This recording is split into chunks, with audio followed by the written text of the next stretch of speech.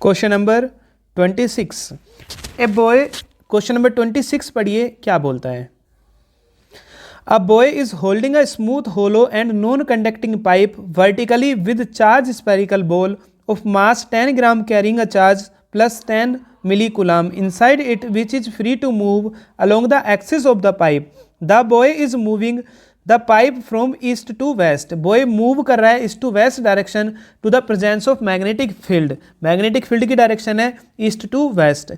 2 Tesla. With what minimum velocity should the boy move the pipe such that the ball does not move along the axis? Also determine the direction of magnetic field.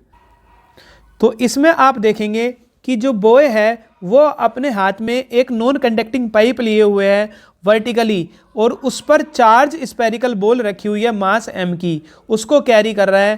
तो वो पूछ रहा है कि minimum velocity बतानी है। Should the boy move the pipe such that the ball does not move along the axis, वो सीधा चले और बॉल इसके ऊपर से मूव ना हो। तो ऐसा तभी पॉसिबल हो सकता है जब दो फोर्स इक्वल हो रहे हो। और कौन कौन से दो फोर्स इक्वल हो रहे होंगे? आप देखोगे कि दो फोर्स होंगे, एक मैग्नेटिक फोर्स एफ मैग्नेटिक किसके इक्वल हो जाए? ग्रेविटेशनल या ग्रेविटी के। ठीक है, तो मैग्नेटिक फोर्स की वैल्यू कितनी होती है? Q V B sine theta equals to किसके हो जाए? एम जी के, वेट ऑफ द बॉडी। तो वी की वैल्यू कितनी आ जाएगी? M G upon Q B sine theta.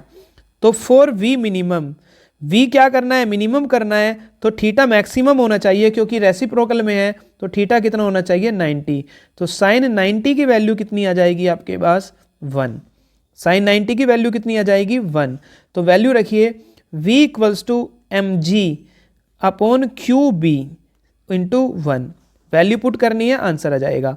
तो v equals to m, mass कितना दिया है आप देखना, मास 10 ग्राम, तो इसको किलोग्राम में कन्वर्ट करेंगे 10 की पावर -3 इंटू जी, आप 10 भी रख सकते हैं 9.8 भी, अपॉन क्यू चार्ज कितना है? 10 मिली कूलाम, तो 10 इंटू 10 की पावर -3, और बी कितना दिया है? 2 टेस्ला इंटू 2, 10 की पावर -3 से ये कैंसिल, 10 से 10 cancel, v equals to 10 upon 2 यानी कि 5 मीटर पर सेकेंड वो मिनिमम वेलोसिटी है जिससे उसको मूव करना चाहिए।